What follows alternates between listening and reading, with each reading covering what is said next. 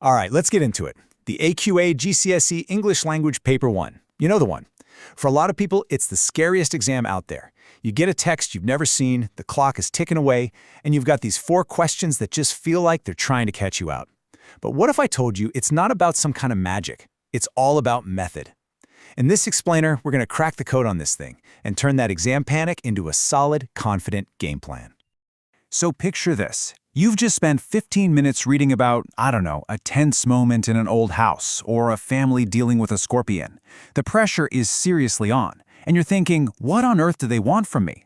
It feels like you have to be a mind reader, but you really don't. This paper is a game. That's all it is. And like any game, it has rules. Once you know the rules for each question, you know exactly how to play, and you know exactly how to win. Okay, let's start with the first 4 marks. Question 1. Think of this as your warm-up. It is designed to be super straightforward, just to settle your nerves and get some easy points on the board right away. Seriously, it's like a treasure hunt where they've already given you the map and circled where the treasure is. And just look at the question itself. It couldn't be simpler. It tells you who to look for, Rosie, and it tells you exactly which lines of the text to read. There are no tricks, no hidden meanings, nothing. Your only job is to go to that part of the text and pull out 4 facts. That's it. Now, you're going to see the official jargon for this, AO1, and it sounds way more complicated than it is, but ignore that.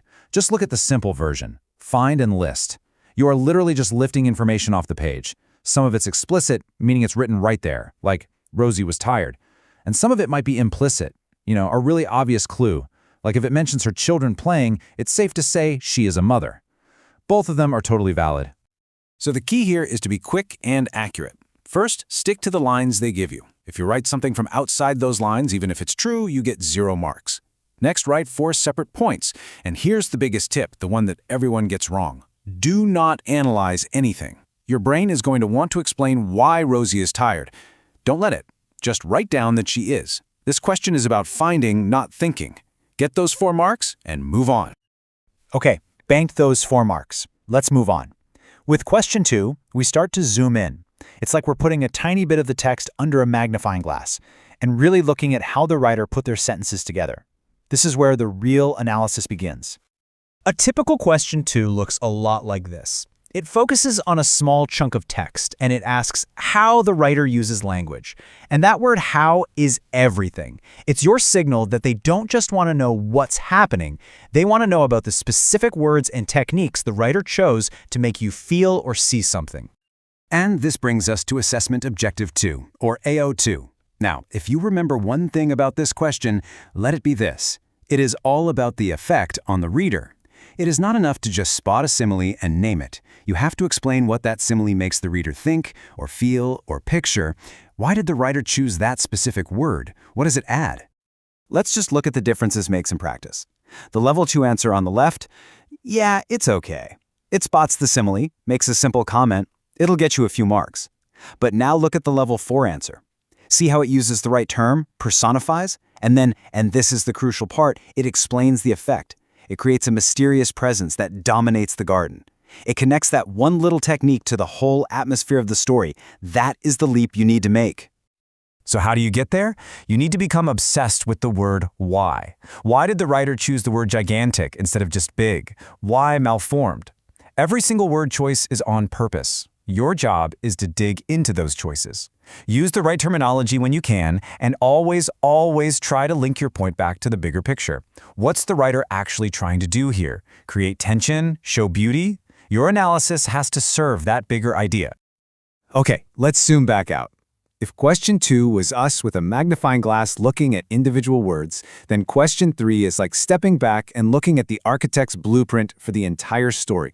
We're not looking at the bricks anymore. We're looking at the shape of the whole building. And you can see that shift right there in the question. It talks about the whole text, and it uses that keyword structured. It's asking about the order of things. Why did the writer show you this first and that second? What's the effect of that sequence? Now this is still AO2, but we're wearing a different hat. We're not looking at language anymore. We're focused on structure. And honestly, the best way to think about it is as a journey.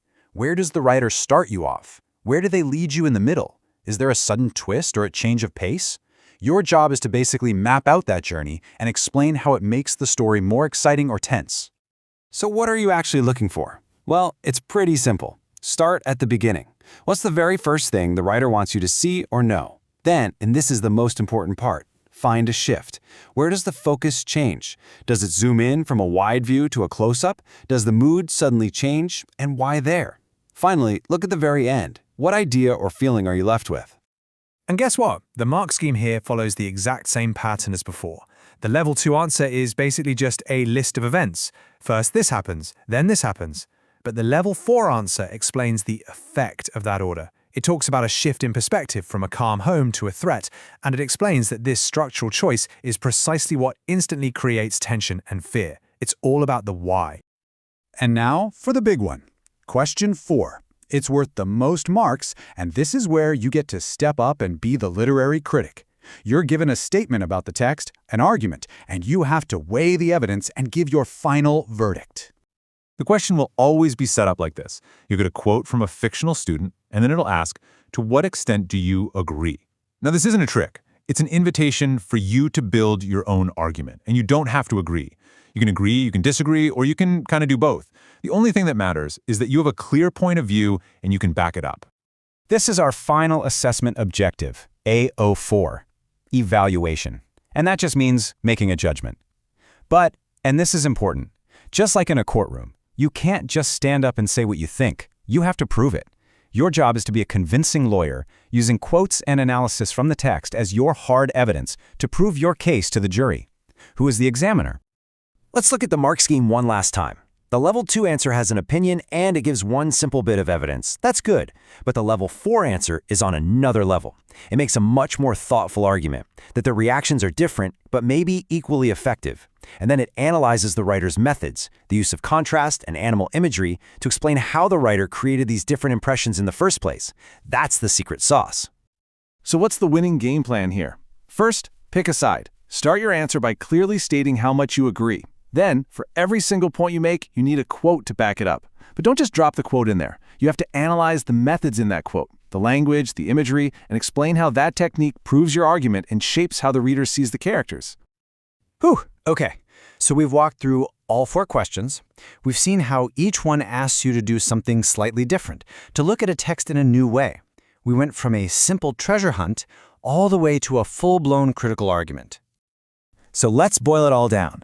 This is it, your toolkit. 4 clear jobs for 4 questions. For question 1, you just find and list.